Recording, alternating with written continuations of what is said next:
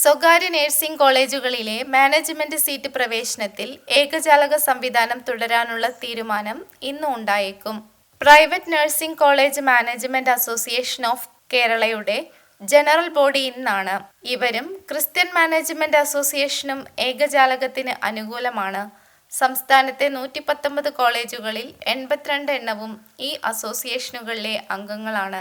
അസോസിയേഷനുകൾക്ക് 1000 രൂപ വീതം അപേക്ഷാ ഫീസ് നൽകിയാൽ 82 കോളേജുകളിൽ എവിടെയെങ്കിലും സാധ്യത ഉണ്ടെങ്കിൽ പ്രവേശനം ലഭിക്കും. മെറിറ്റ് പാലിച്ചും തലവരി ഒഴിവാക്കിയുമാണ് പ്രവേശനം. വിദ്യാർത്ഥികളിൽ നിന്ന് അപേക്ഷാ ഫോമിന് ഈടാക്കിയ 1000 രൂപയ്ക്ക് 18% GST നൽകണമെന്ന് ധനവകുപ്പ് നിർദ്ദേശിച്ചു.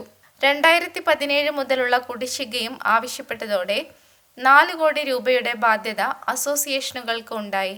അതോടെ അവർ ഏകജാലകത്തിൽ നിന്ന് പിന്മാറുമെന്ന് പ്രഖ്യാപിച്ചു.